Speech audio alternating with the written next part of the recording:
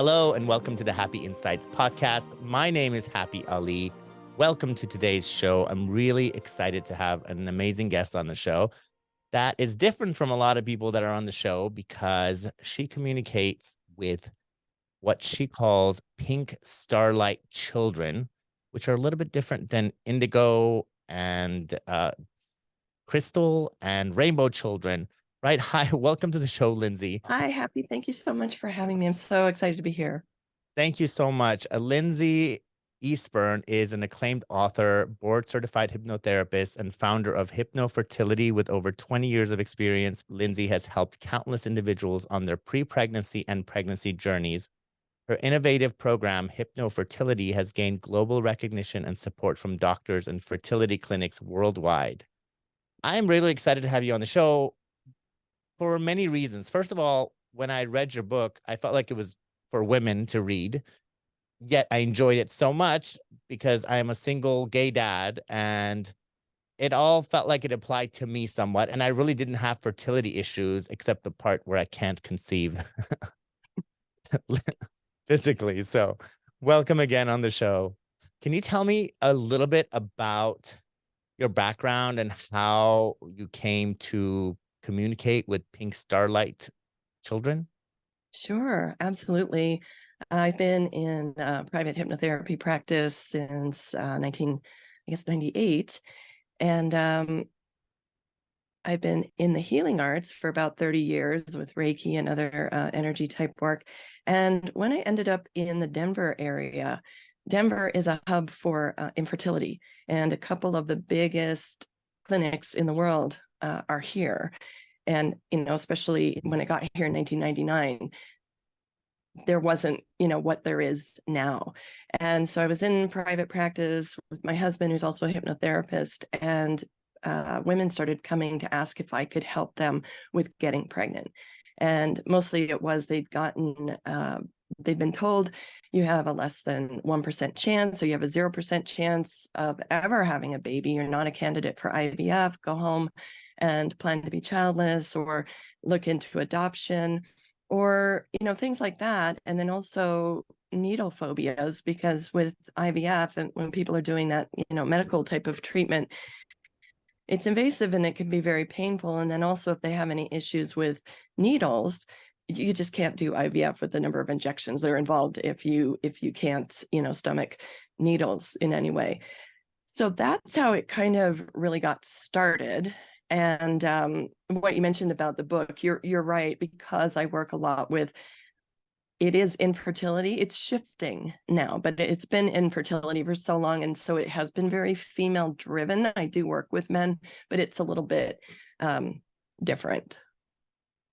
Yeah, well, I had my children kind of inspired through dreams to come into my life, and I felt like they had to be here. And I was a puppet, is what I call it. I had no intention of becoming a dad.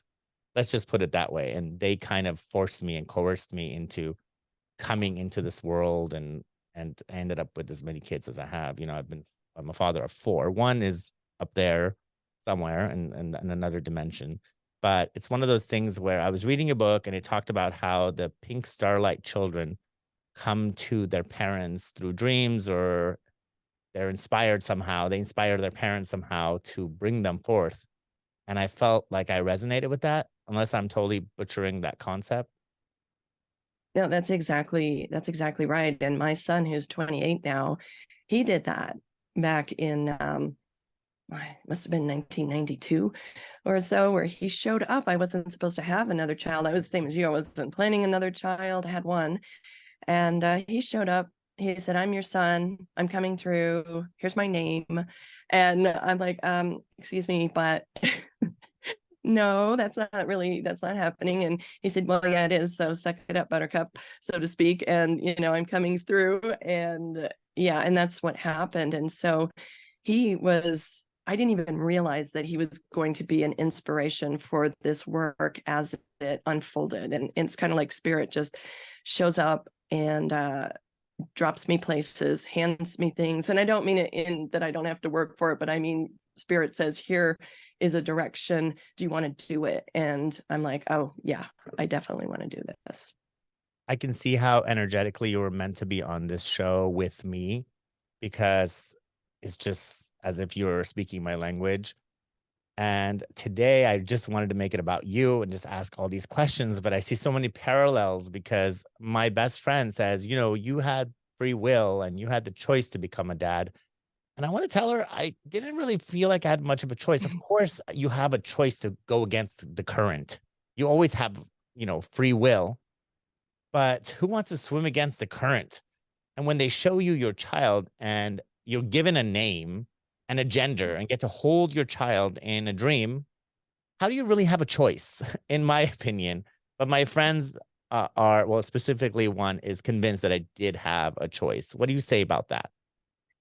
I think we do have a choice to an extent.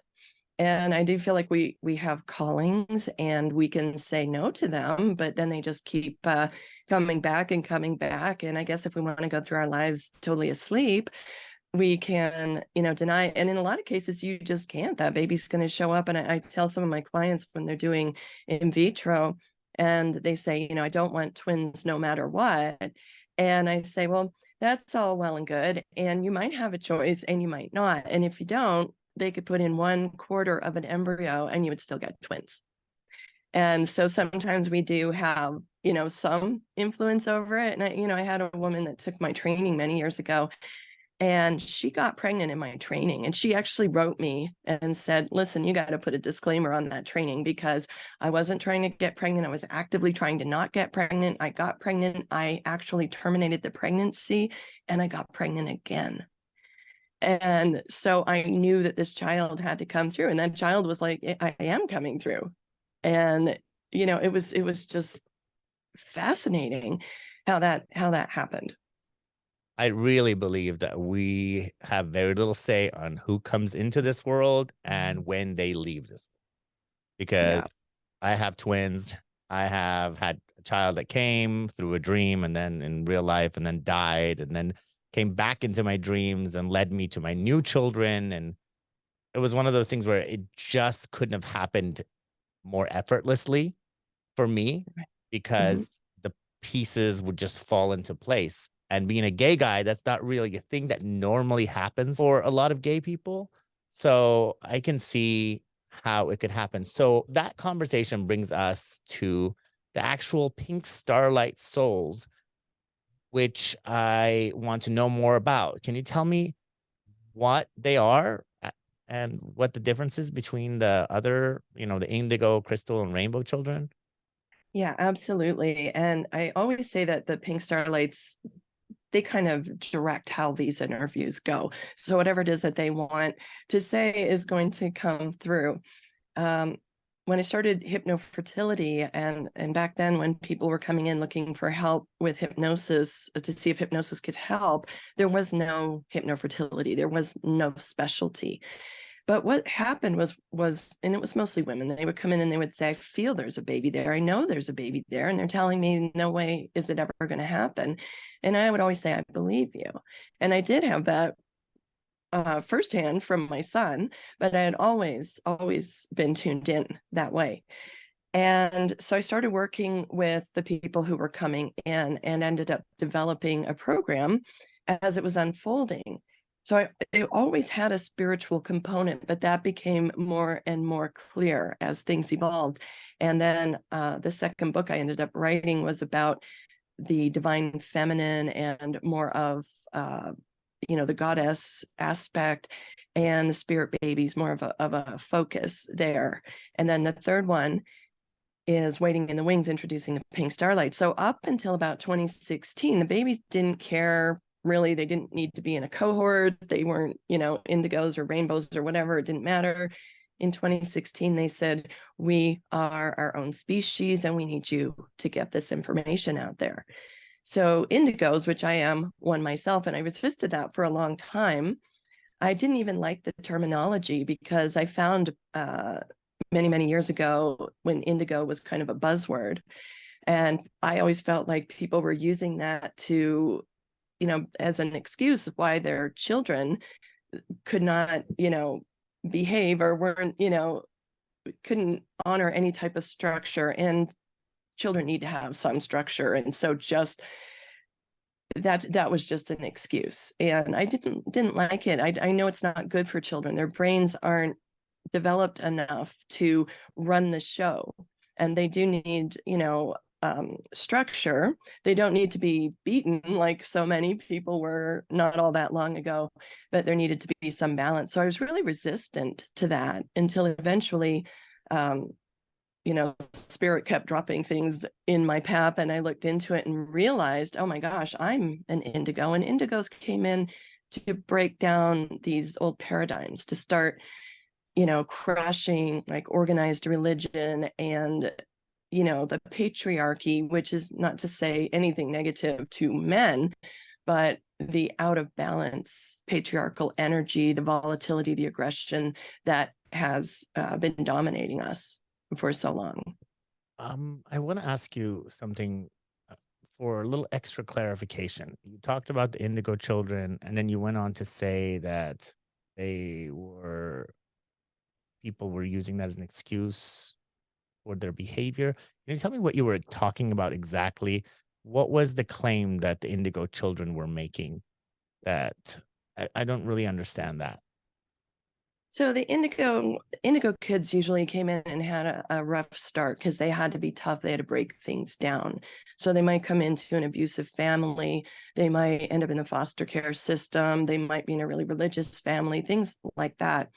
People got a hold of that word and interpreted it to mean kids that were just off the wall, that couldn't be controlled, if you will. And I don't really like that way of putting things, but there's, you know what I mean? Like kids that, if you want to call them, straight out brats, and that is not the children, that is the parents in so many. I mean, it's not to say kids don't have some problems, but just to give it some kind of label, no matter what it is, and then just, to keep just kind of saying that and sort of give up on them. That was what I didn't like. That so that was, they were here to have, difficulties for sure, but there was like a misinterpretation. Does that make sense? Yeah, it makes sense. It's almost like when people have a certain astrology sign and they say, "Oh, I'm meant to be stubborn," or they use some qualities that they have and attribute it only to their sign and use it as an excuse to behave a certain way. So I kind of interpret it in that Yeah. way. Okay, so Right. I mean, I'm guessing I was born in 78. I don't know when the Indigo children were born, but I'm definitely Yeah, that would definitely be a time frame. And it's not like they didn't come sooner and that they don't straggle in from time to time now. But yeah, they sort of had their time, which was, predominantly the 60s and 70s, from what I understand. You said that the Pink StarLight souls were a new species. Is it new species of souls? Obviously not new species of humans. So is that how it Well, works? I guess they call themselves a new species, and it's like a species of energy, Got it. would be the way I would interpret that. So they have a very high vibratory frequency. It's very much, there's a ton of light, very brilliant, very, very light. And that's why they chose that starlight name, because it illustrates just how bright their energy is. And then pink being the color of unconditional love. So that's what they are. And it's not to say that other babies aren't love. Of course they are. And there's just a difference. And it's compatible. The indigos and the rainbows and the crystals, they work together. And the pink starlights, it's basically bringing in the next piece of the puzzle. And what are they here to do? And so what they're here to do is, we have a lot of density or darkness going on the planet. There's a lot of devastation. We have abused the planet and the inhabitants, and it just drives me bonkers because children are still starving. People are still starving when there's more than enough food on the planet at this time. And we're so focused on what I call the God of greed, so focused on more, more, more, this whole 1% thing, and no one wants to share. And so that is a big issue. And I actually wrote this down. It's this is what basically they gave me first and foremost in writing the book, and it's right in the introduction, and it's a Native American prophecy. When the earth is ravaged and the animals are dying, a new tribe of people shall come unto the earth from many colors, classes, creeds, and who by their actions and deeds shall make the earth green again.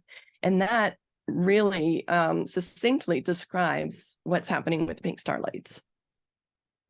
Gosh, that sounds amazing because we need some pink starlights to come and shift the world and the planet. Although I believe, for every dark energy or force, there's also an equal light, positive force. So I do think the world is spiritually imbalanced, but sometimes the expression or what is allowed to be seen by the majority really does fall off balance. I'm one of those people that's right brain and left brain, and I'm so balanced that I have a yin yang twins. So my boys are literally opposites. They will eat the opposite part of the same meal. One will eat the beans and one will eat the rice, for example. Yeah, But even my world is like the Trinity. It's very, very interesting. And I'm so off balance physically, but my mind and everything internally and spiritually, it's all about restoring balance. So I resonated with that concept in your book. So are they here basically to restore balance?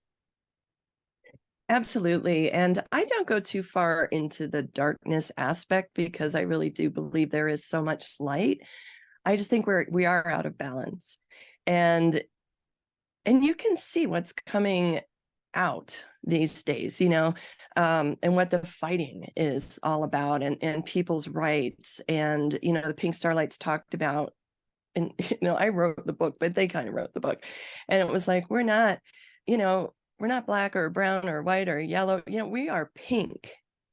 We are pink, and we are love, and this is what needs to be coming through in this shift with all of us, to be pink, to be people, to be we're all one, and we're all part of Earth Mother. We're all part of as above so below. We are all part of God, goddess, however you want to term that, divine feminine, sacred masculine. And that's where we've really gotten off balance. This has been going on for a long time, with a certain energy trying to dominate and oppress, that kind of thing. So the big question for me is, how do you know if you have a pink starlight child?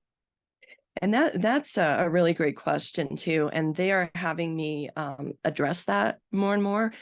So they came through with that.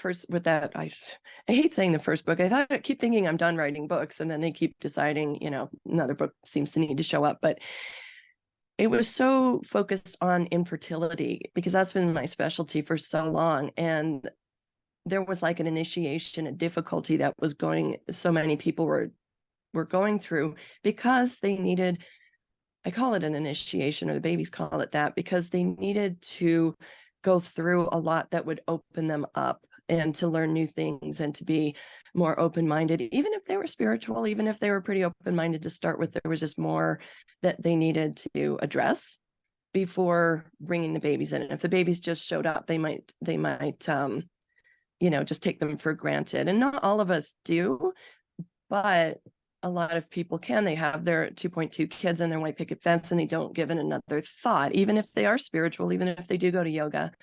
So at this point, these babies needed people to be, awake and ready to go. Like if this little 3-year-old decides, he wants to, go on some type of quest all by himself from, I don't know, here to India, the parents need to be able to say, okay, and now you're 3, so you cannot go by yourself on a quest to India. However, let's look at what we can do to support this, or what is this about, rather than, don't be stupid, you're 3, I'm not even going to listen to this, or this is just impossible. So we can't have that impossible stuff going on.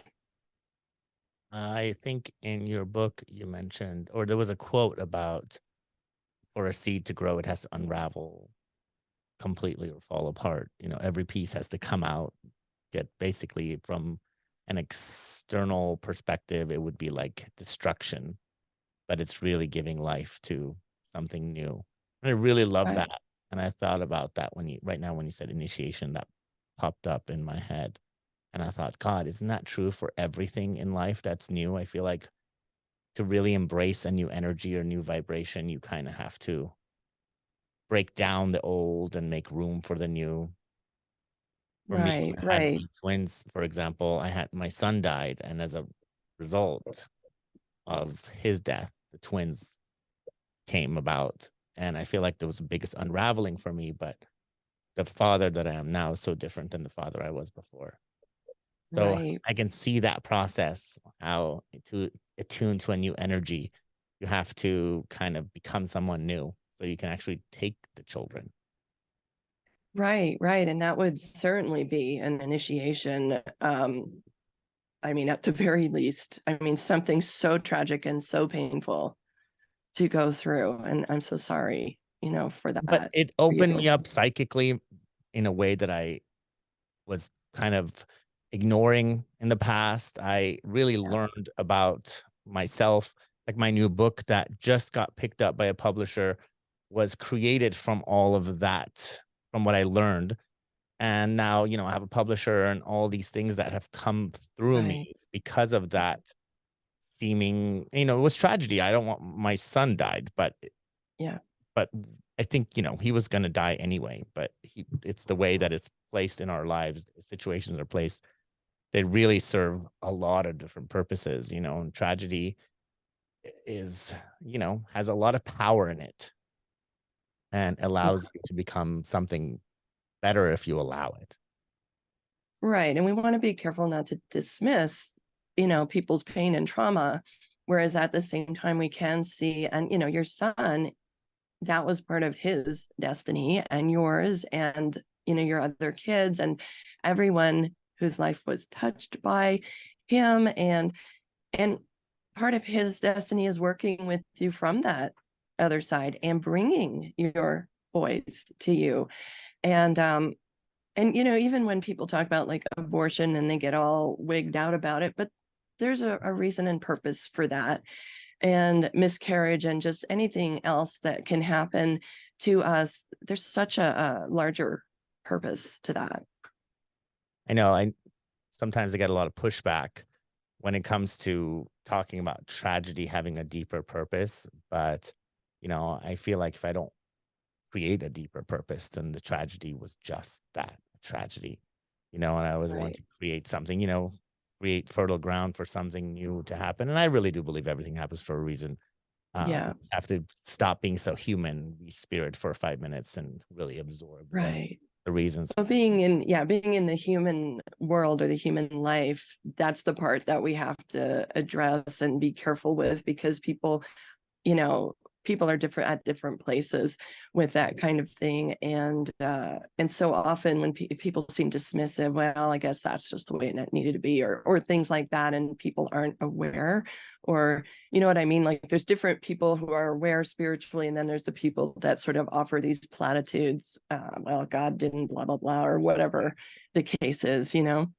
Well, and I feel like if somebody would have told me that happened for a reason, I would have been giving them the middle finger. But because I came to that conclusion on my Yeah. own, then I Yeah. can say it about myself only and nobody Right. else. All right. Right. Sorry. Right. Uh, No worries. That's yeah, so I guess it's a part two to how do you know if your kid is a pink starlight or your children are. And that is something where they've had me, the book is called Waiting in the Wings, Introducing the Pink Starlights. They wanted me to get an awareness out there of them. They wanted me to help people who were struggling with the devastating infertility journey know that there was something big connected to that. But I'm not the only person that can bring in pink starlights, or they're not, it's not just about me. They came through me, I guess, to decide to help get their awareness out there.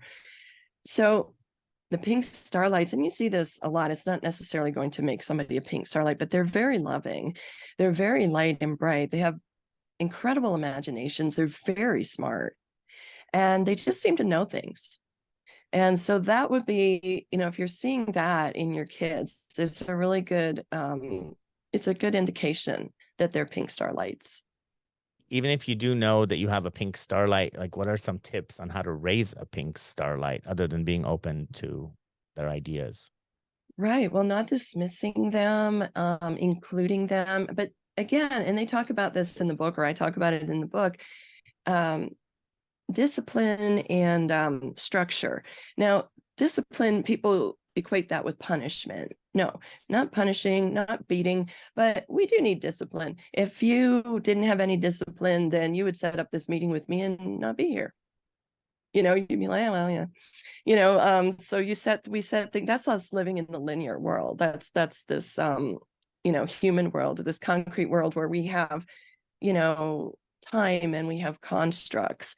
And so we do need to be disciplined enough to get up in the morning and do whatever it is that we're doing, or follow our callings and have some kind of structure. Because again, I see this a lot where kids are just being given um such a run of everything, and it's harmful to them. They need to learn, and they're going to test boundaries, and we need to show them what's safe for them. And when I lived in Georgia, and this is where I got dropped from, I'm from Canada originally, and I got picked up from Toronto and dropped into rural Georgia area. And I met this lady, and she had 3 kids, and I didn't know anyone. And I saw this back in the day when you had little cards with little tags on them with phone numbers, and she was looking for someone to exchange babysitting. And so I contacted her, and she had the 3, and I had my son. And she said, well, he's so well behaved, if you will. And basically what that meant was he sat down at the table for dinner and stayed there. He didn't keep running around or jumping on top of the table or things like that. If he was supposed to take off his shoes, he did. If someone asked him something, he was pretty, I guess, amiable. And she said, well, how come he's like that? I mean, my kids aren't like that. They don't listen. They won't do, they don't go to bed. They don't. I said, well, you have to say no. And she said, well, I can't do that. I'd be saying no all the time. I said, that's your job.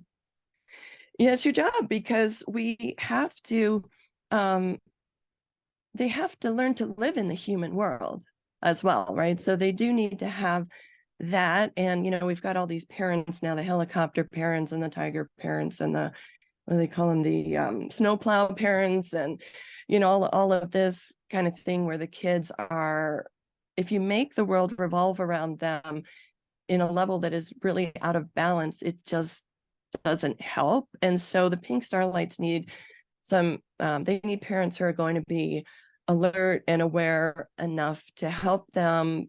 They are very much, we all are spirits in the human body. They very much are connected with that, but they do need some help to adjust to being in, this world. Every single child needs that kind of discipline and love, in my opinion. I don't know if I have pink starlight children, but Lord knows I discipline them. I'm very strict, very loving and very strict. And my children are very well behaved, especially when they're around other people. Mm-hmm. And I make sure, if I say no, it means no. There's no in between. But Yeah. I am a product of, I guess I created my parenting style, seeing other people's parenting style and thinking, Yeah. gosh, I need my kids to have that strict discipline. At the same time, a lot of love, and Yeah. research has shown, you know, in psychology, I study psychology and a lot of childhood development stuff. And it showed that if you have lots of discipline and lots of love, you raise the most stable, loving children that have a good life. So I think Right. this applies for everybody, not just Pink Starlight children, but we're not here to give advice. I'm here to give Right. advice on everybody, but but I love that No, part it's of your true. book. I saw It that part is of the book and true. I resonated with it so much. I said, yes, that's me. Yeah, Resonate. the babies, I'm like, you guys made me write about religion and politics and discipline. And, even the word behave is a charged word these days. It triggers people like, oh, children shouldn't have to be behaved, and then they're being, uh, yeah, yeah, it's a whole, that could just go such a different direction. And it's really interesting how people look at that, but it's causing a lot of problems. They're seeing it in these generations now where children were given too much say, in the way they're too little. Their brains aren't ready. They, no matter how brilliant they are, and spiritually bright, they still have to live on this planet. So absolutely, I have an eyebrow, right? I have the eyebrow. And my boys knew if if they got the eyebrow, they needed to, smarten up. I had my son fold all the laundry today because he got in trouble. And I was so excited that he got in trouble because I didn't have to fold the laundry. But he got to learn how to, that's what he Yeah, gets. When he does bad stuff, I say, okay, it's laundry time. And he's just dreading it, but the laundry's so perfectly folded when he does it. I don't know if that's child labor, but it allowed, I'm like, I didn't have that kind of discipline when I was little. My mom did not discipline me. So now I do it with my kids. Um, well, moving on from disciplinary action, right. can you tell me what is going on? Well, I kind of want to know about the world that you see um, in the future, or how the earth that you envision in the future when you see the presence of these children. Will there be more unconditional love and then the balance will tip in the other direction? Is it good if the balance tips in the other direction? Do we still want like equal balance? Like, Right. I don't understand that. What do you foresee in the future, or what do they tell you they see in the future, provided that they're present? Certainly more kindness and compassion, and definitely balance and more sharing. We all belong here. People aren't any better than other people. We all have a part in this world. It doesn't mean people can run amok and do, anything and everything and harm others, because that's going to be a big thing, is not harming others. And we need to look at that. Are we harming others? And we all need to take that responsibility to look at ourselves, or are we harming ourselves? So as they come through, they're raising the vibratory frequency. They're helping to lighten things so that we can realize our spiritual purpose, I guess you could say, a little bit more than maybe we have. And of course, people are at different levels with that, but you have seen a lot of people exiting the planet that aren't ready for this really transformation that's happening. And part of what the Pink StarLights are about is the energy's bottlenecking. So we're trying to get a lot of this light and positive energy in, and then it's bottlenecking. So more recognition of them, more recognition of healing of the planet, more recognition of light work is going to help, again, elevate the planet. But do we want to swing the other way? No, not completely. If we're going to be in spirit, then we don't need to be here. But at the same time, so we don't want to go from this out of balance patriarchy to some out of balance matriarchy either. And we need to have balance. And that's what happened if you look at that example with kids. And I talk about that in the book. I mean, if you watch the Little Rascals, the old black and white ones, I mean, they beat the kid on TV. Like, you see the mom just like laying into him in different points. And now it's like, well, we don't want to do that. And no, we should not do that. But at the same time, when you let that totally swing the other way, now you've got a kid that's running the show and that you can't even get out of, the sandbox or McDonald's or bed or whatever the case is, right? So it's never good to swing the complete opposite. Yeah, there was a child at my boys' school that refused to leave at the end of the day. And the mom was just standing there and saying, okay, let me know when you're ready. And it was like 5 minutes, and I was waiting for my boys to come out. And I thought, gosh, that is so interesting for me to see a child literally rule the parent. And I thought, God, my kids, if they did that, they would, I would just give them the stink eye and they would run. Right. That's where that eyebrow comes in. My just FYI, I have twin 6.5-year-olds that are somewhere in another room right now, knowing that I'm on, on this call or taking this doing this episode, and they are so well behaved. I have to give them some props. I love them. They're happy Oh, it's so children. great. I was watching something on YouTube, and it was a couple of years ago, and this guy, he's a doctor and he's giving this really great advice, and his kid is pounding on the door and yelling and crying. He's like, just a minute, everybody. And he's letting the kid in. His mom's supposed to be watching him. And it's like, this is just not acceptable because it's not professional, and that has to be, that has to be addressed. So for sure, I get that. Yeah.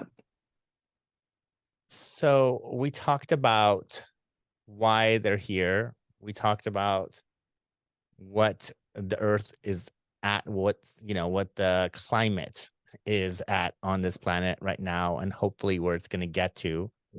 Talked about how we would raise those children, and hopefully we'll learn from those children, right? We're going to be open to learning from them. Right. What advice do you have, or what do you want people to take away from listening to this? People that do not have children, people that are just listening because they're listening. What words of wisdom do you have for just, you know, people that might be just listening and they're just curious? But what could they take away from, this show? Well, people are, for the most part, we interact with children somewhere along the line, a niece, a nephew, maybe someone's a teacher or things like that. So there's an awareness of that if you do interact with children, just to kind of be aware that the energy is, I don't even know how to explain it. It's raising, it's becoming a higher frequency, and this is allowing healing to occur at an accelerated rate.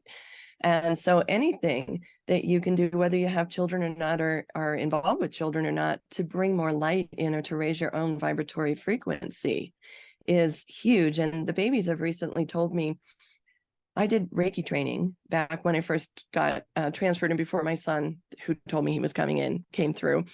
And I ended up getting my Reiki master attunement when I was pregnant with him. So he came through with that energy. He's a Reiki master from newborn.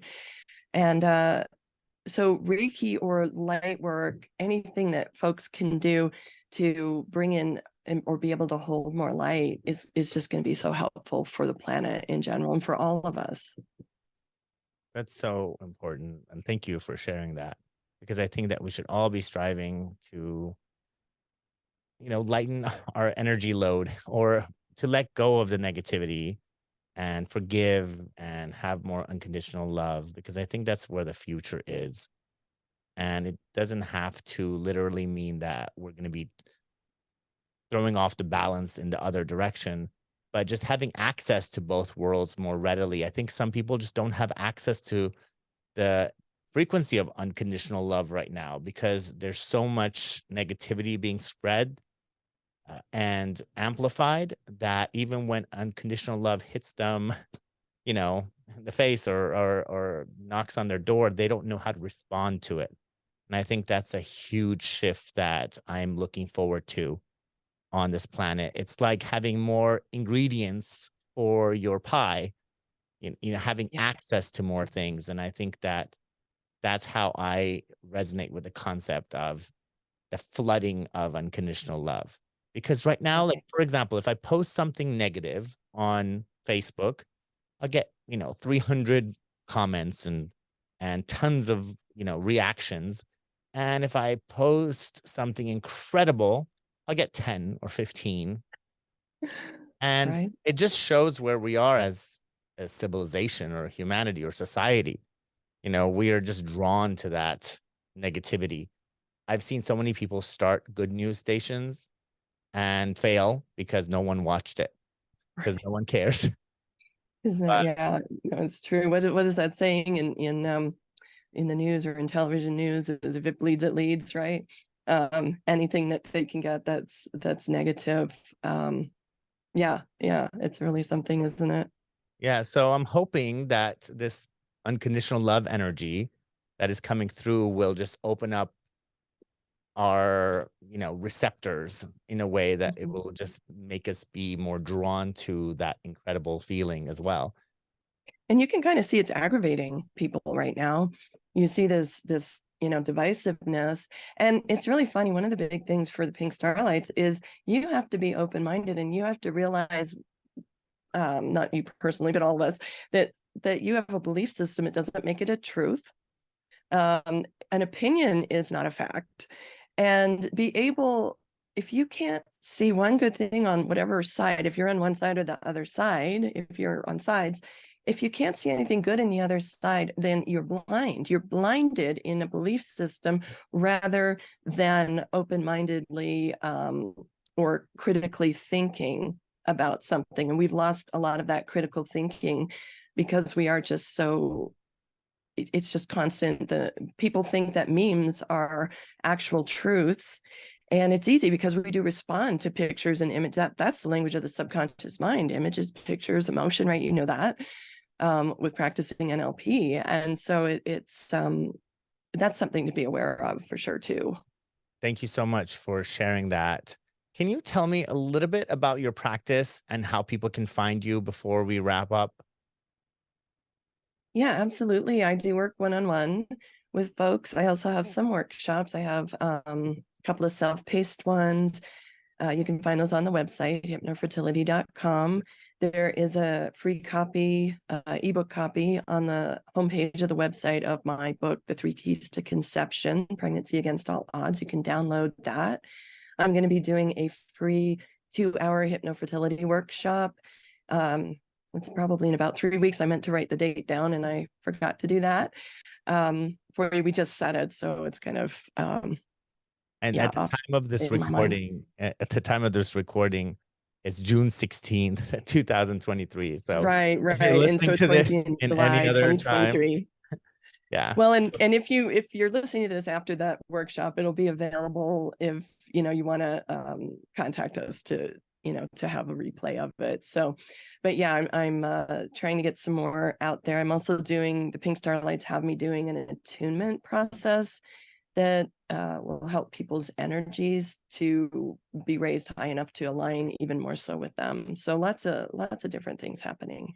So if your energy gets more aligned with them, does that mean that they can come through you easier, or you can be a parent of a pink starlight child? Or what does that mean when you Right, attune right. yourself with their energy? Well, that's going to help people to bring them in if there's blockages going on, but it's also going to help that connection for people who are Pink Starlight parents or who work with Pink Starlights. And the Pink Starlight process is going to be it is part of the planet and everything going on here. So even if somebody's not specifically or directly connected, it's still going to be helpful. And it is similar to Reiki. And I just use Reiki as an example because a lot of people are familiar with it and people are aware that people have attunements. And once that attunement occurs, there's that much more light. There's that much more ability to hold more light and to bring that through. So particularly if people are interested in connecting more so even with the Pink Starlights, they've, I always say it's them. I mean, I feel like, they just talk through me and they're the ones that guided me to do this. They kind of downloaded it to me back in like December, January. Well, thank you so much, Pink Starlights, and thank you so much, Lindsay, for joining me today and sharing your wisdom with my audience. I really appreciate you being here. So thank you. And Thank you, Happy. Thank you so much for having me. you're very welcome. It was a pleasure. And I look forward to learning more about you and everything that you offer for someone like me that's already a parent and a man. So maybe the Pink Starlights can bring something through you that will help the rest of us tune into unconditional love. Absolutely. Thank you so much. And thank you so much to my audience, my listeners and viewers for listening and watching.